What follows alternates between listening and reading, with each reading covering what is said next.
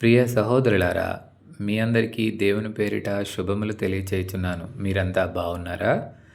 నీ జీవితంలో కష్టాలు, కన్నీళ్ళు ఉన్నాయని ఎప్పుడు బాధపడుతూ ఉన్నావా? నీ బాధలన్నిటినీ తొలగించడానికి యేసయ్య అధికారం కలిగి ఉన్నాడని నీవు నమ్ముచున్నావా? అలా అయితే దేవునిపై విశ్వాసముంచి నీవు ప్రార్థన చెయ్యి. యేసయ్య చెబుతున్నారు, శోధనను జయించుటకు మెలకువగా ఉండి ప్రార్థన చేయమని. అంటే నువ్వు నిద్రించుచున్నావని కాదు, విశ్వాసంలో నిద్రించి ఉన్నావని దాని అర్థము.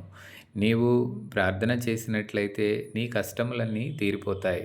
నీ సమస్యలన్నీ తొలగించబడతాయి. యేసయ్య నీ కష్టాలను, బాధలను భరించడానికి అవసరమైనటువంటి శక్తిని, ధైర్యమును నీకిస్తారు. అలాగే నీ సమస్య ఏదైనా ఆ సమస్యను తొలగించడానికి యేసయ్య అధికారం కలిగి ఉన్నారు. ప్రభువు నామములో నీ ప్రతి ఒక్క సమస్య తీరిపోతుంది. ప్రభువైన యేసుక్రీస్తు వారు ఆజ్ఞలను నీవు గైకొని ఉండాలి. దేవుని ఎడల నువ్వు అత్యంత విశ్వాసము కలిగి ఉండాలి. ఎందుకంటే ఆకాశ పక్షులు సైతము నీ తండ్రి చేత పోషింపబడుచున్నాయని నీవెరుగువా? వాటికంటే నువ్వు శ్రేష్ఠుడవు కావా? అందుచేత నీ శ్రేష్టమైన నిన్ను ఆయన వదిలిపెట్టువాడు కాదు. నీ చేయి పట్టుకుని నిన్ను నడిపించువాడు యేసయ్య.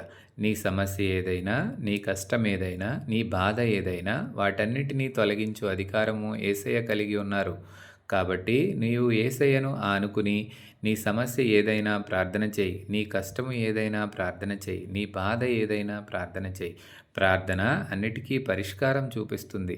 ప్రార్థన నీ జీవితంలో సంతోషాన్ని నింపుతుంది. ప్రార్థన నీ జీవితంలో ఉన్నటువంటి ఒడిదుడుకులను సరిచేస్తుంది. ప్రార్థన నీలో బలాన్ని నింపుతుంది. ప్రార్థన నీ కుటుంబాన్ని బలపరుస్తుంది. ప్రార్థన నీకు శక్తిని దయచేస్తుంది. ప్రార్థన నీలో విశ్వాసాన్ని బలపరిచి దేవునికి దగ్గర చేస్తుంది.